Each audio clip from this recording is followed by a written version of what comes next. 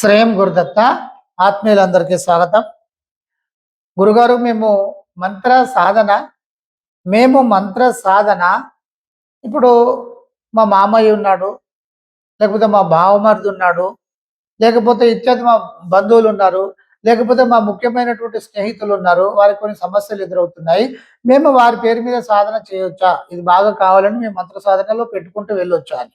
ఇక్కడ మీరు గుర్తుపెట్టుకోవాల్సినటువంటి విషయం ఏంటంటే, ఒక మనిషికి ఖచ్చితంగా నక్షత్ర గ్రహ దోషాలు అనేటువంటి గత జన్మానుసారంగా వస్తాయి. ఇది సనాతన ధర్మం పాటించేటువంటి వారికి అందరికీ కూడా తెలిసినటువంటి విషయమే. అసలు గత జన్మ ఉందా అంటే, మరి అందరు ఏది లేదనుకున్నప్పుడు భగవంతుడు అంటే ఒకేసారి జన్మింపజేసినప్పుడు అందరినీ కూడా ఒకే రకమైనటువంటి ధనిక కుటుంబంలోనో బీద కుటుంబంలోనో జన్మింపచేయాలి కదా. సరే, పుట్టిన తర్వాత వాళ్ళ యొక్క తెలివితేటలను బట్టి ముందుకు వెళ్తున్నారంటే అది వేరే విషయం. ఒకరు ధనికమైన కుటుంబము, ఒకరు లేని కుటుంబము, రకరకాలైనటువంటి నైసర్గిక స్వరూపం ఉన్నటువంటి సమస్తమైనటువంటి ప్రపంచంలో రకరకాలుగా అక్కడక్కడ అలా పుట్టించడం అనేటువంటిది ఎందుకు జరగాలి?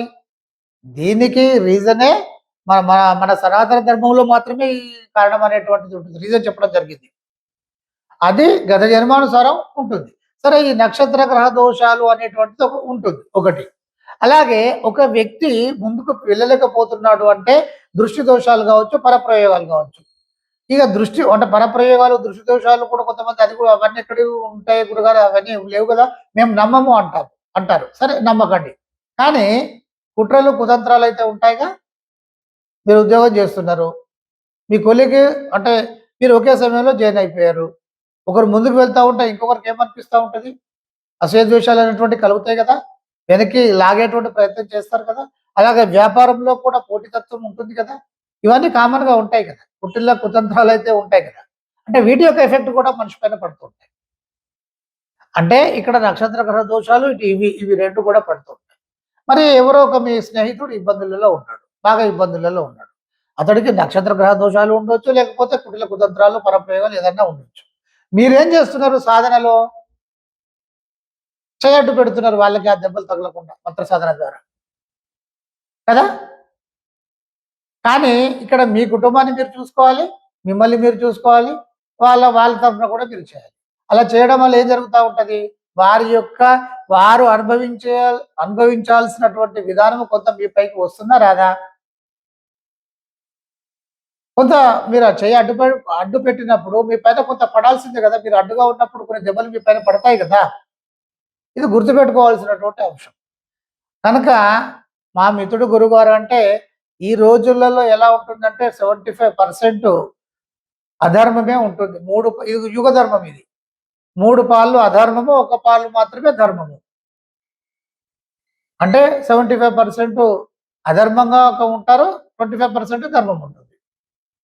తర్వాత మీరు వారి కర్మలను లేకపోతే వారి యొక్క ఇబ్బందులను మీరు ఎంతో కొంత అనుభవించినా పర్వాలేదు అనుకున్నప్పుడు మాత్రమే ముందడుగు వేయాలి. అసలు ఎవరి కర్మను వాళ్ళే నిర్మూలన చేసుకోవాలి.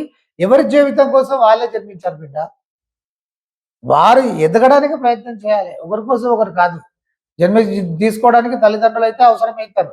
ప్రకృతి ధర్మం ప్రకారం ఏది జరగాలో జరుగుతూ ఉంటుంది. కానీ జన్మ తీసుకున్న తర్వాత ఎదగాల్సింది ఎవరు?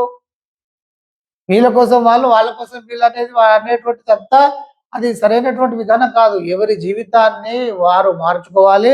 ఎవరి జీవితాన్ని వారు అంటే ఎవరి జీవితాన్ని వారు ఒక శక్తివంతంగా ముందుకు తీసుకెళ్లేటువంటి విధానాన్ని ఎవరికి వారే అనుసరించాలి.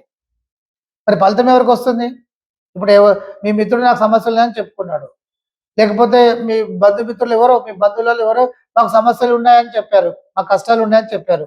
మరి మాకు ఈ సుఖాలు ఉన్నాయి, మీరు తీసుకోండి కొంత అంటారా? అసలు మనం గుర్తుకొస్తామా? కనుక ఎవరి జీవితం గురించి వారికే ఉంటుంది. సో మీరు ఈ కొంతమంది ఇలా చేసాం గురుగారు, ఆ తర్వాత మాకు ఈ సమస్యలు ఉత్పన్నమైనాయి అని చెప్పడం జరిగింది. కనుక ఈ వీడియో చేయడం అనేటువంటిది అందరికీ తెలిస్తే మంచిది అనేటువంటి ఉద్దేశము. మీరు ఇప్పుడు విద్యలు నేర్చుకొని ఉంటే ఇదే అంటే ఇతరుల యొక్క విధానాన్ని ఆపడమా, నక్షత్ర గ్రహ దోషాలు తీసేయడమా, ఈ కథ అంతా కూడా విద్యలు నేర్చుకొని ఉండాలి. లేదా నక్షత్ర గ్రహ దోషాలు తీసేయడం అంటే ఇక్కడ పూజారులు ఉంటారు, అది నేర్చుకుంటారు. వాళ్ళు దానిపైన బ్రతుకుతూ ఉంటారు, ఆ విధానం అది ఉంటుంది. చండి హోమాలు ఎవరు ఏ పని చేయాలో వాళ్ళు అది చేసుకుంటూ వెళ్ళిపోతూ ఉంటారు. ఈ ఈ తీసేసేటువంటి విధానంలో ఇది ఒక విధానంగా ఉంటుంది. రెండో విధానం విద్యలు నేర్చేసేసుకొని ఆ పరప్రయోగాలు కావచ్చు, నక్షత్ర గ్రహ దోషాలు కావచ్చు, స్తంభింపజేయడము, నిర్మూలన చేయడము, ఇలా వెళ్ళేటువంటి విధానము ఇంకొకటి ఉంటుంది. ఇవి 2 ఇవి 2 కూడా ఎలా ఉంటాయంటే దక్షిణ తీసుకొని చేసేటువంటి విధానం ఉంటుంది. ఇక పీఠాలు కానీ, ఆశ్రమాలు కానీ అవి ఎలా నడుస్తాయి? ఎవరిస్తారు డబ్బులు? భగవంతుడు వచ్చేసి చెక్కులు ఏమన్నా ఇస్తాడా? కట్టలు కట్టలని అమ్మవారు ఇస్తుందా? అది అంతా కూడా మళ్ళీ భక్తుల పైనే నడవడం జరుగుతూ ఉంటుంది. ఇది అంతర్గతంగా అందరికీ తెలిసినటువంటి విషయమే.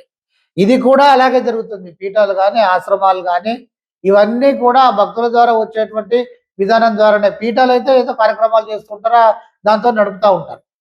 ఇక ఆశ్రమాలు అనుకున్నప్పుడు ఆ ఆశ్రమాలు కొంత ముందుకు వెళ్ళేటువంటి క్రమంలో ఎవరో ఒకరు దాతలు అదోటి ఇదోటి ఏదైనా సరే సహాయం చేయడం, అది ముందుకు వెళ్ళడం అనేది జరుగుతుంది. ఇది గుర్తుపెట్టుకోండి.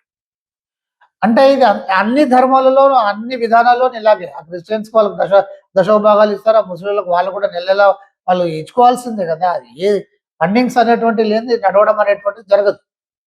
అయితే ఇక్కడ హిందూ ధర్మంలో మాత్రమే వీటికి అతీతంగా కంప్లీట్‌గా సర్వసంగ పరిత్యాగులు అని ఉంటారు. శివోహం తామే దైవత్వము, తామే దైవం అనేటువంటి స్థితి ఉంటుంది. దైవత్వాన్ని వారు పరిపూర్ణంగా తీసుకొని ఉంటారు.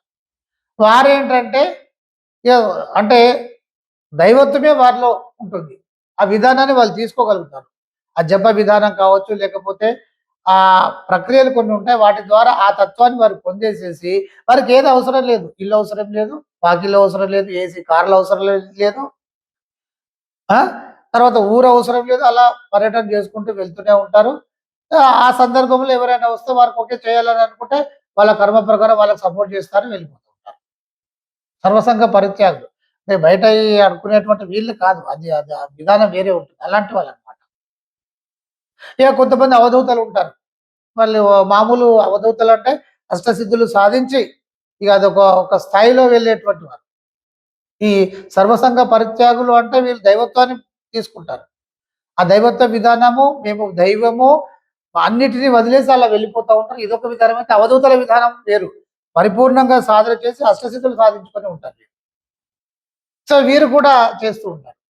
కానీ వీరు ఎక్కడ కూడా ఒక దగ్గర ఉండరు. ఇక మనం అంతటా అక్కడిక్కడ చూస్తున్నట్టు వారు వీరు చెప్తున్నట్టు ఇతడు లివింగ్ గాడ్ అనేటువంటిది ఏది ఉండదు బిడ్డ. ఆ స్థాయి ఎక్కడ ఉంటుంది? అవధూతలకు ఉంటుంది. సర్వసంగ పరిత్యాగులు అని అనుకున్నప్పుడు వారు ఒక ఊర్లో ఒక రోజుకు ఉండకూడదు. ఈ రోజు ఉంటే మళ్ళీ రేపు ఉండకూడదు. అది సర్వసంగ పరిత్యాగులు అంటే. నేను సన్యాస ధర్మాన్ని స్వీకరించాను. నేను ఒక ఆశ్రమాల్లో ఉంటున్నాను. ఏసీ రూమ్‌లలో ఉంటున్నాను. నేను కార్లు ఇది ఆ దైవత్వం యొక్క స్థితి పరిపూర్ణంగా రాదది. ఎందుకు రాదు అంటే, మనం బాహ్యం మీద దృష్టి పెట్టినప్పుడు అంతర్ముఖం కాలేము. అంతర్ముఖం మీద విపరీతంగా పెట్టినప్పుడు బాహ్యాన్ని పట్టించుకోము మనము. ఇక్కడ పాయింట్ అర్థమవుతుంది కదా! కనుక ఆ వాళ్ళు వేరు.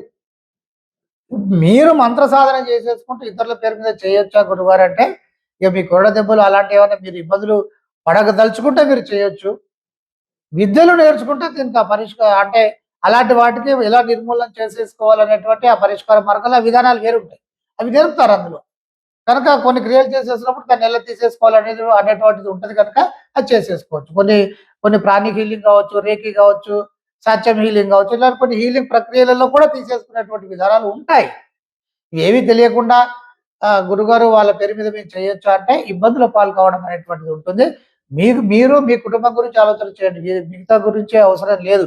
తప్పదనుకున్నప్పుడే మీరు సపోర్ట్ చేయొచ్చు. వాళ్ళని మీరు ఆర్థికంగా ఉన్నారు. సరే ఆర్థికంగా మీకు ఇబ్బంది లేదు అనుకున్నప్పుడు ఏదో కొంత వాళ్ళకి అపురూపకంగా కాకుండా సరే వాళ్ళేదో రూ. 1,00,000 అడిగారు, 10,000 5,000 ఇచ్చేసేసి మీరు వాడుకోండి, మళ్ళీ మాకు ఇవ్వాల్సినటువంటి అవసరం లేదు. లేదా ఇంకేదైనా పనులున్నాయి, వాళ్ళకేదైనా పెళ్లి జరుగుతుంది, వాళ్ళ ఇంట్లో మొత్తం మీద వేసుకోండి. లేకపోతే ఇంకేదైనా కార్యక్రమాలు జరుగుతున్నట్టే మీద వేసేసుకొని చేయండి. ఇవన్నీ చేయొచ్చు. కానీ సాధన ఇలాంటివి మాత్రం మీరు చేయడానికి వీల్లేదు. చేయాలి ఉంది మాకు బాగా ఆప్తుడు గురుగారు అంటే అది మీ ఇష్టం.